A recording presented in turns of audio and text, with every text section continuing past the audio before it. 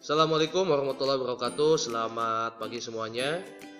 Mudah-mudahan kita semua senantiasa dalam keadaan sehat walafiat. Nah, pada pembahasan kali ini kita akan mempelajari mengenai intensitas gelombang. Di mana intensitas itu sendiri adalah besaran yang digunakan untuk mengukur kenyaringan dari bunyi. Dapat didefinisikan sebagai daya rata-rata per satuan luas yang secara sistematis ditulis I sama dengan P dibagi A. Nah, di mana A di sini merupakan luas permukaan. Karena intensitas gelombang di sini merupakan ukuran dari suatu gelombang bunyi, maka luas permukaannya itu diibaratkan seperti luas permukaan dari bola. Sehingga A-nya di sini menjadi 4pi R kuadrat. Bunyi merupakan gelombang longitudinal yang memancar ke segala arah, maka luas permukaannya itu sesuai dengan luas permukaan.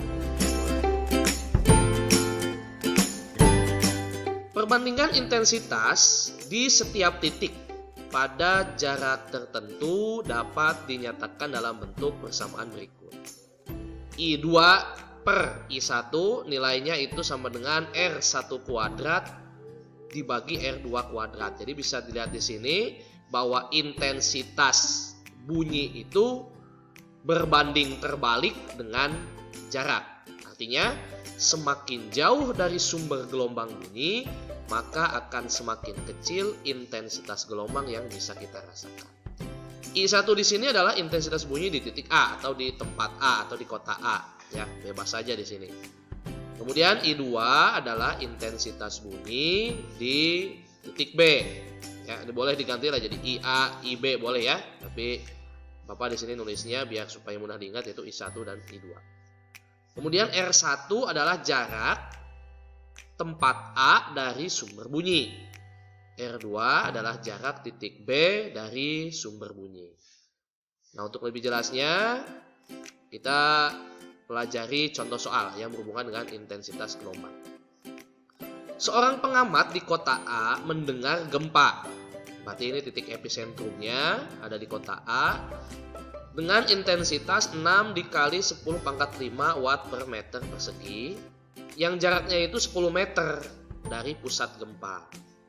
Lalu di tempat yang berbeda ada seorang pengamat di kota B, ini berada sejauh 20 meter, jadi lebih jauh daripada kota A. 20 meter dari pusat gempa. Nah, yang ditanya di sini adalah berapa intensitas gempa yang dirasakan oleh pengamat di kota B. Jadi kita uraikan dulu apa yang diketahui dari soal tersebut.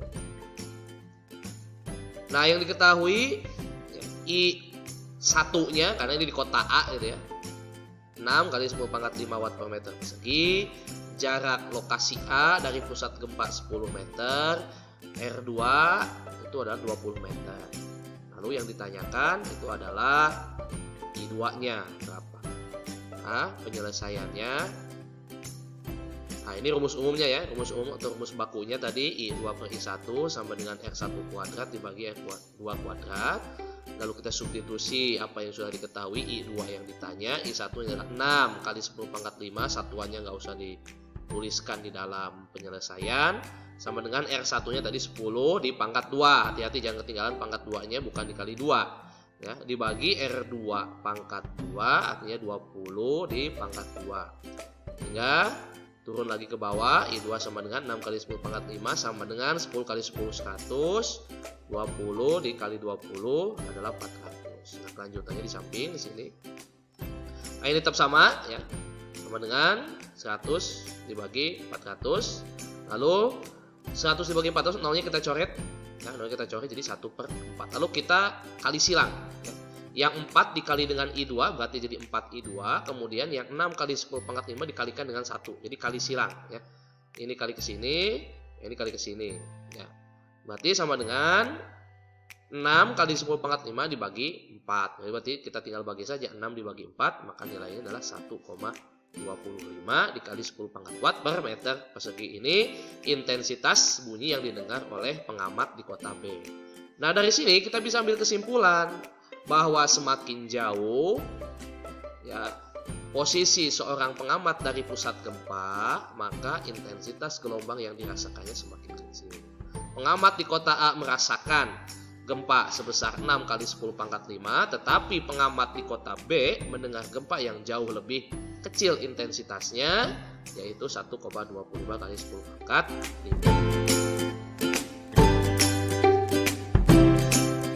Kita lanjut berikutnya, poin I, yaitu taraf intensitas bunyi. Merupakan hubungan antara kuat bunyi dengan intensitas bunyi. Jadi kuat lemahnya bunyi dengan intensitas bunyi.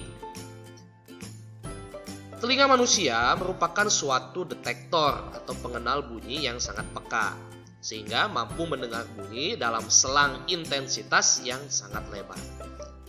Nah, oleh karena itu, kita harus menjaga telinga kita dengan baik dan menghindarkan untuk mendengar bunyi yang intensitasnya tinggi dalam jangka waktu yang terlalu lama, seperti kita mendengarkan musik melalui headphone atau headset ya, terlalu keras dalam waktu yang lama, maka efeknya memang tidak langsung, tapi dalam jangka waktu seterusnya kalau dibiasakan maka itu akan berakibat telinga kita mengalami gangguan.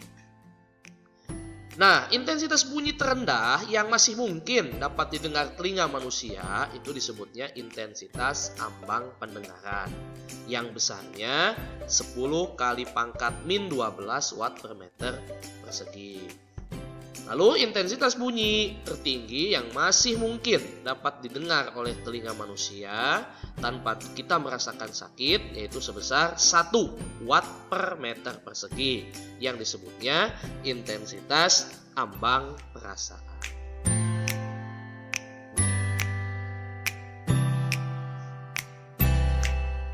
Walaupun telinga kita peka untuk rentang intensitas bunyi yang sangat lebar, tapi kuat bunyi yang terdengar oleh telinga kita itu tidak berbanding lurus dengan besarnya intensitas bunyi. Nah, berdasarkan percobaan, telinga manusia mendengar bunyi yang 2 kali lebih kuat jika intensitas bunyi dijadikan 100 kalinya. Nah, hubungan tersebut disebutnya hubungan logaritma. Kuat bunyi berbanding lurus ternyata dengan intensitas bunyi, berarti semakin kuat semakin besar intensitas bunyi, maka semakin kuat bunyi yang akan terdengar. Kuat bunyi itu diukur oleh detektor bunyi ya, tidak dinyatakan dalam satuan watt per meter persegi, akan tetapi dalam satuan lain yaitu desibel. Nah, ini diambil dari penemu ya. Ini diambil daripada penemu telepon yaitu Alexander Graham Bell. Jadi diambil belnya ya, di desibel. Nah, berdasarkan hal tersebut ya disebut dengan taraf intensitas bunyi yang secara sistematis dinyatakan oleh persamaan berikut. TI, singkatan dari taraf intensitas bunyi, adalah 10 kali ya. Di sini ada kali, 10 dikali log. Kelas 10 ya, kalian belajar mengenai logaritma.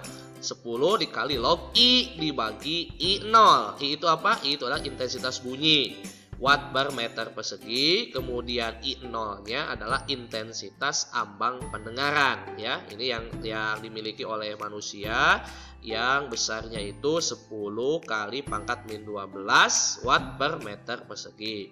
T itu sendiri adalah taraf intensitas bunyi yang satuannya adalah desibel. Nah, lalu ada analisis lain daripada taraf intensitas bunyi.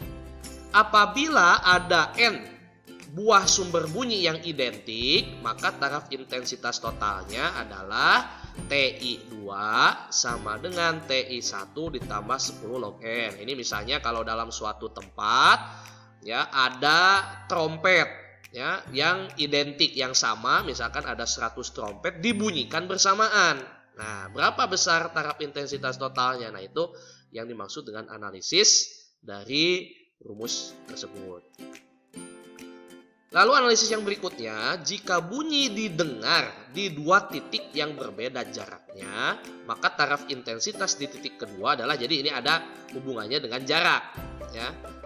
TI2 sama dengan TI1 min 20 log jarak benda dari tempat yang kedua dengan jarak benda dari tempat yang pertama, atau R2 dibagi R1. Nah, untuk lebih jelasnya, simak contoh soal berikut ini. 1.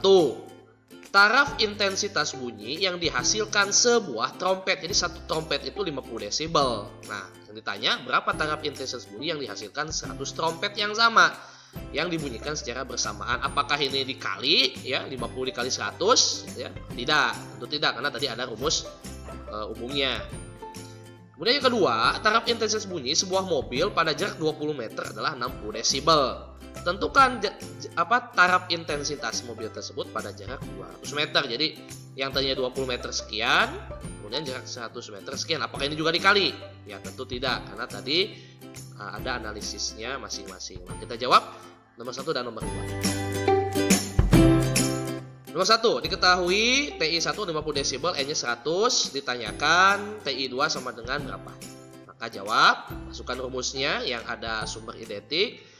TI1 plus 10 log N, nah TI1-nya kan 50, ya. Kemudian plus 10 log 100. Nah, berapa nilai log 100? Kalian nggak perlu pakai kalkulator, tinggal dihitung saja ada berapa angka nolnya di sini, ya. Maka 50 plus 10 dikali, ya, dikali 2. Nah, ini kalian jangan tambah, ya, jangan ditambah nih.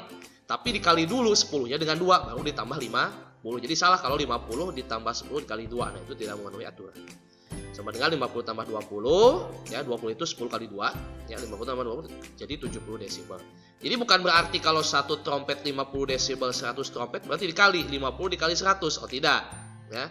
Jadi ternyata ada 100 trompet, jadi dia hanya menambah 20 desibel, yaitu 70 desibel. Contoh yang kedua, ya. Kedua, TI1 60 desibel, jarak 1 20 meter, jarak kedua 200 meter, sama yang ditanya itu adalah intensitas yang kedua, taraf intensitas. Maka penyelesaiannya TI2 sama dengan 60 min, ya. 20 ini saya langsung, ya. 20 min R2 dibagi R1, gitu kan. Ini 60 min 20, R2-nya 200 dibagi 20, maka 60 min 20 dikali log 10. 10 dapat dari 200 dibagi 20, yaitu 10. Nah, log 10 nilainya berapa? 1, karena di sini angka nolnya cuma 1. Berarti 60 dikurang 20 dikali 1. Jangan dikurang dulu, tapi 20-nya dikali 1 dulu. Berarti TI1 sama dengan 60 dikurang 20 kali 1, ya tetap 20. Maka tinggal dikurangi, nilainya adalah 40 desibel.